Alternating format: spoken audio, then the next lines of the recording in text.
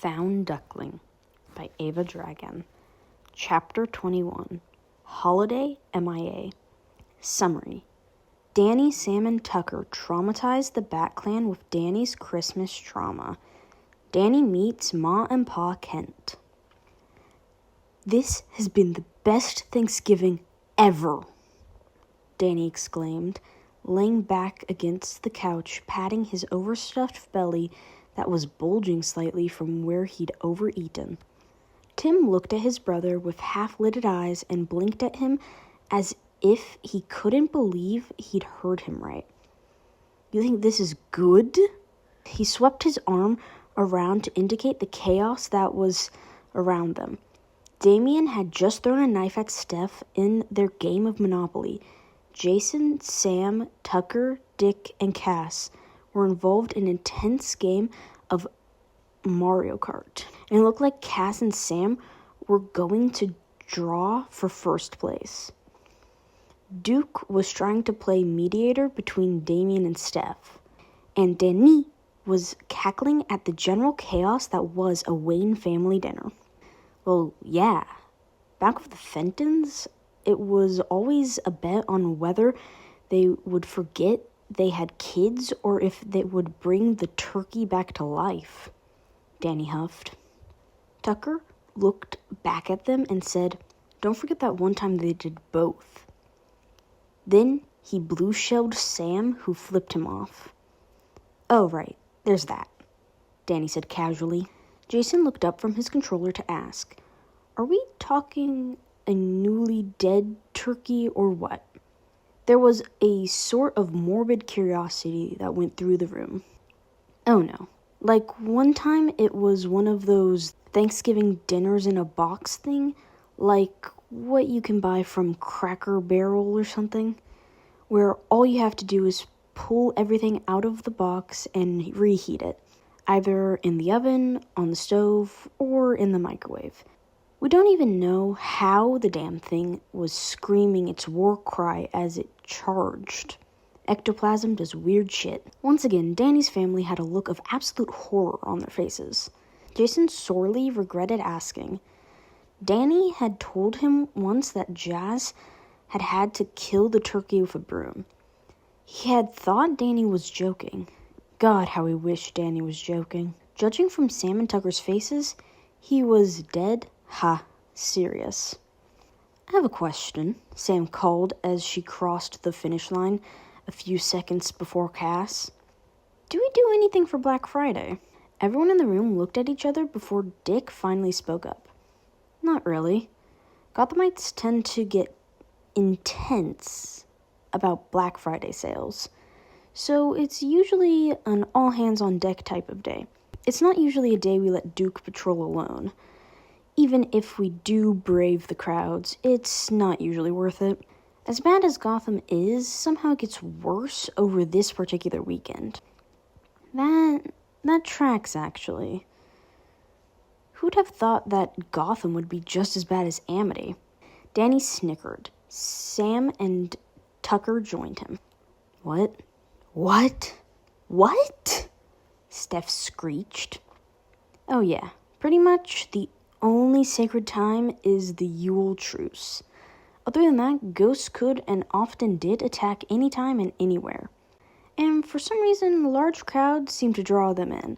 So Black Friday was almost guaranteed for a ghost attack." "Will everything be okay this year?" Bruce asked with concern. "It should be. I destroyed both of the Amity portals, and the one Vlad had in his castle. JLD would let you know if there were any ghosts causing trouble," Danny replied, waving his hands as if to wave the problem away. Danny woke the next morning feeling great for a change, and he got to sleep later than normal.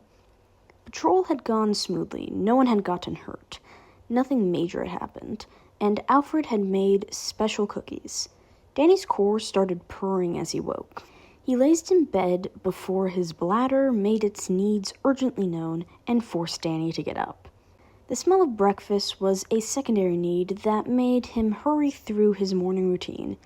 He was in such a good mood. At least he was, until Dick walked into the room singing "All I want for Christmas is you," at the top of his lungs, loudly and off-key.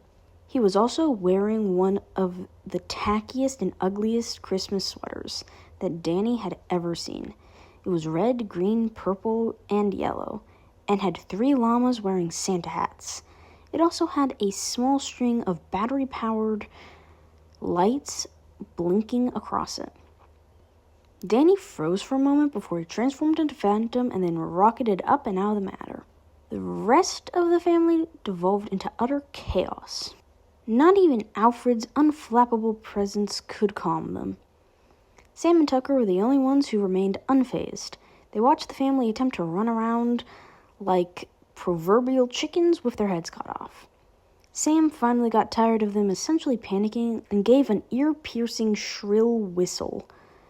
This got everyone to stop in their tracks and turn their heads towards her. "Before everyone disappears, maybe you should sit down and listen to find out why Danny just ran away, yeah?" she snarked. Tim was the first to jump back down to his seat. The rest of the vigilante family quickly followed in suit. "What are we missing?" Bruce asked, all Batman in that moment. You have to understand, Danny's never had what you would call a normal Christmas experience. But it's so much worse than that. You already know that he was bullied for being the kid of the local town mad scientist. Mr. and Mrs. Fenton had, for the most part, an almost picture-perfect marriage. A happy home, 2 kids, and almost no fighting. However, every year, starting December 1st through December 31st, they would start fighting about whether or not Santa was real. Tucker began the explanation, having known Danny the longest. "Oh no," Tim whispered, a look of dawning horror flashing across his face. "Oh yes, and unfortunately, this also meant that the fights didn't stay behind closed doors, which also meant that Mr. and Mrs. Fenton didn't just ruin Danny and Jazz's Christmas experience, they attempted to ruin so many others anytime they were out in public. This also meant even more bullying for Danny during December. I can't tell you how many times they got kicked out of Amity Park Mall for causing a scene at the Santa Village. But it doesn't stop there. When Danny was little, a dog peed on him on Christmas Day, and the Fentons never even noticed. Jazz was the one who had to change him and clean him up. They were like 4 and 2, respectively. Jazz and Danny often ran the risk of being left behind, forgotten, or abandoned in public if the Fentons' fighting got bad. I can't tell you how many times either my mom or dad would have to pick them up because they'd been left behind. It was bad," Tucker continued. "Sometimes, after I joined the friend group, the Fentons' fight changed to whether Santa was a ghost or not, which meant that the fights got even nastier, if that was possible. Then last year, Danny was already in a bad mood because of, well, everything. There was a ghost attack. His name was Ghost Rider. He trapped Danny, as Danny, not Phantom, in a very twisted version of The Night Before Christmas. Everything wrong that Ghost Rider caused got blamed on Danny. And because of this happened in the mortal realm, and Ghost Rider was basically using his power as some kind of omniscient narrator that only Danny could hear, Danny couldn't even fight him as Phantom. Eventually Danny won, but it basically cemented Danny's Christmas trauma," Sam concluded. Tim hung his head in his hands. Bruce, even though he was Jewish, looked pained. Dick looked like somebody had just kicked his dog, Haley. Jason looked like someone had just told him that the Joker had killed several of his street kids in Crime Alley. Cass and Steph merely clung to each other. Duke looked like he was about to be sick with a migraine from hell. And poor Damien didn't know what to think. He knew what Christmas was, of course, but he didn't really understand all of the little intricacies of the holidays, since it wasn't something that had been celebrated within the LOA. "We have to find him. We have to let him know that this year will be different," Tim said as he stood up, a determined glint in his eye. Jason stood up with him. They made their way down to the caves so Tim could activate the trackers he implanted in Danny, with Danny's permission, of course. Phantom was flying at his top speed west. He didn't know where he was going. He just knew that he needed to get out of the manor when Dick had shown up in that god-awful sweater singing that horrendous song. Green tears streamed down his face as he flew in the cold November morning. He felt a light tugging on his core, like a warm hug or a cup of hot chocolate coming in from a snowball fight. He followed down and landed behind a small building that looked like a hardware store. The sign on the storefront read, Smallville General Store. There was an old beat-up pickup truck parked in front of the store that called to Phantom. He took a chance and transformed back into Danny and crawled in the back of the truck underneath an old, weathered tarp. A few moments later, he heard the bell of the store's door tinkle as it opened, and an older man walked out and towards the truck. He heard someone get into the driver's seat and start the truck. The sound of the truck's engine and the gentle yet slightly bumpy road lulled Danny into a fitful sleep. "Oh my!" came a soft, feminine, older woman's gasp as she lifted the tarp covering Danny. Danny blinked up at her, trying to wake up his sleep-addled brain. "Oh, you poor thing. Come inside. You must be frozen. I'll get you some hot cocoa." Danny's stomach chose that moment to make its complaints about having missed breakfast known, loudly. The woman chuckled. Danny flushed pink in embarrassment, but she merely reached out her hand to take his and pulled him out of the bed of the trunk. "I think some breakfasts do as well." She bustled him into the warm kitchen, ignoring his protests, and sat him down at the table. She worked around the kitchen like it was her domain as much as Alfred did. Before long, Danny had a steaming cup of cocoa sat in front of him, along with a plate heaped full of eggs, bacon, and 2 biscuits. He ate slowly, enjoying the food as much as he would a plate of Alfred's breakfast. Sometimes simple fare was just as good as gourmet food. "Now, young'un, what's got you so spooked?" she asked as she sat down in front of him with a cup of coffee in front of her. I... Tears started streaming down Danny's cheeks again. She reached out to pry Danny's hands from his cup and take them in her own. Her hands were rough and calloused from many years working on her farm. "Easy now," she said as she pulled the young man into a hug as he cried. She held him until she felt his shoulders still and his sobs turn into hiccups. "There, feel better?" He nodded against her chest and pulled away. "It's just, my new family reminded me that Christmas was coming, and I've not exactly had any good memories of Christmas. Or, well, the month of December, for that matter. And I guess I kind of freaked out and ran away," Danny finally explained. "Have you talked to them about any of this?" "Not really," Danny admitted. "It just seemed like every time I say something about my life before I found my older brother, well, I didn't exactly have a good life, you know?" Before he could elaborate, he got the sound of 2 different footsteps rapidly approaching the front door. Danny made to stand up, but the woman put her hand on his shoulder and kept him seated. He would have phased out of her hand, but that would have outed his secret to someone outside of his family, and that wasn't a risk he was willing to take. "Calm yourself. It's just Clark and Connor," she said instead. "Oh, I didn't introduce myself yet. I'm Martha, but you can call me Ma." "Danny."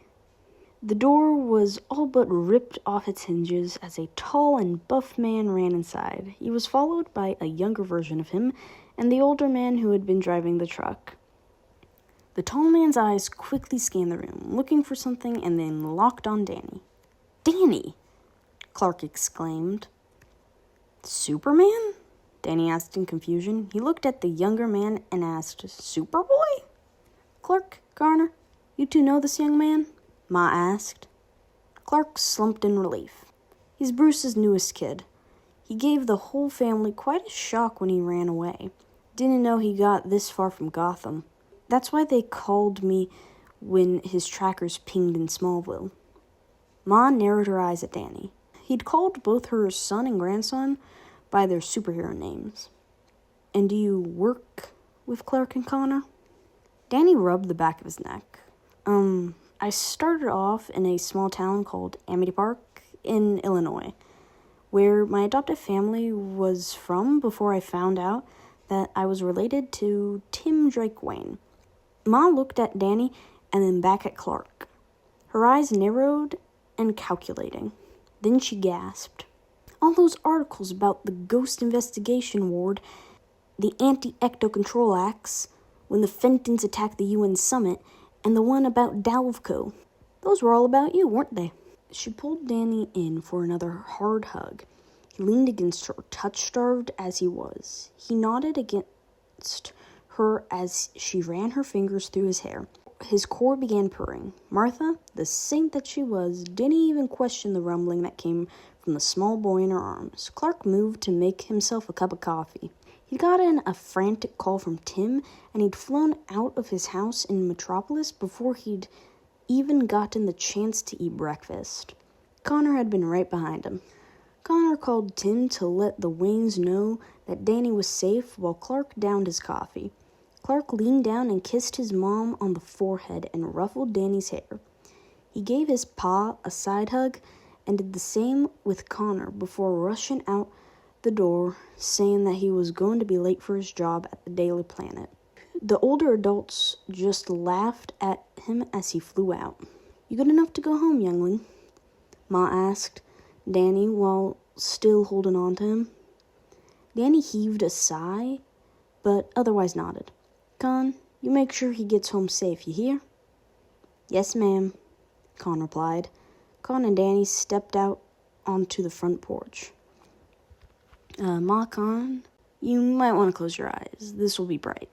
Danny waited for both of them to close their eyes before he transformed back into Phantom for the second time that morning. "Okay, it's safe now." Con had already seen Phantom, but Ma stood in awe at the young man who now floated at her doorstep.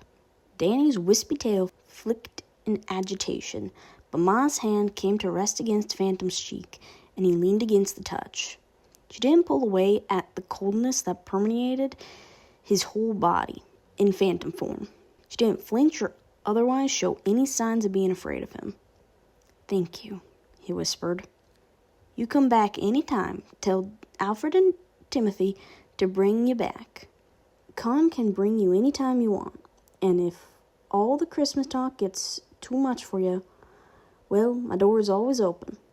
Phantom flung his arms around Ma and hugged her tight. He whispered another thank you before flying off with Con. They didn't talk on the flight back to Gotham, but then they didn't need to. They played air tag on the way back and had a few races. Phantom felt much lighter by the time they landed in front of Wayne Manor. Tim and Jason rushed out of the front door and nearly bowled him over. He didn't even get a chance to transform back into Danny before he was sandwiched in the arms of his big brothers. And once again, his core betrayed him and started purring at the contact. He practically melted into the touch and allowed his transformation to wash over him. Con's laughter brought him out of his brain mush/melty state. "I'm glad you're back." Tim pulled away first. "Thanks, Con." Tim and Jason pulled Danny into the manor, never letting their hands go far from Danny, as if afraid he would disappear again if they did. Danny let himself be pulled into the familiar sitting room. He plopped down on the couch, glad to be sandwiched between his two favorite siblings. Danny knew what was coming now, the classic bat interrogation. It wasn't something he was looking forward to being on the other side of. Next to him, Tim sighed. "Danny, you really scared us, but Sam and Tucker filled us in." Danny sucked in a breath and took a moment to look around. No one seemed mad or angry with him. He flared his ghost aura a tiny bit, and sure enough, he felt the worry and fear. He looked at Dick to see that he'd changed from his sweater to his neutral gray turtleneck. "Oh," was all he could muster. They spent the rest of the day brainstorming ideas of how to make this year's December pass easier for Danny. Danny didn't know if he could handle working at the coffee shop, listening to Christmas songs on an endless, horrible loop while also watching humanity lose itself in what was supposed to be the happiest time of the year. So it's proposed that Dr. Tompkins would write him a note of some kind claiming they'd caught some kind of rarer strain of the flu and would need to be off for an extended period of time. This would allow Danny to limit his exposure to the public unless he wanted to go shopping or go out with his siblings. Alfred would still decorate the manor, but Danny wouldn't have to participate in the decorating unless he wanted to. After everything was said and done, Danny was almost looking forward to this Christmas season. Notes. Danny, best Thanksgiving. Tim, how? Danny, the turkey stayed dead. Jason, what the fuck? Danny, traumatizes Batclan with explanations of talk of reanimated turkey that had a war cry. Dick, barges in, wearing Christmas sweater, singing Christmas song. Danny, oh hell no. Tucker, let me tell you about Danny's Christmas trauma. Sam, let me help. Ma Kent, yep, there's another super rare boy. He needs TLC. Danny has no clue who Ma Kent is. Ma, here is a hot cocoa and food. Danny, food. Clark, Danny. Danny, Superman? Ma, oh hell no. That boy is too young and too skinny and better not be working with you, Clark Khan. Danny, note from me. If I did a weird accent, because it felt like I was doing a weird accent, it was an accident and I'm sorry, and I really didn't mean to. I might have bloopers of just me being annoyed at myself for an accent. Yeah, bye. I feel like I'm doing an accent. I don't mean to do an accent. Big Brothers. God damn it. This was horrible.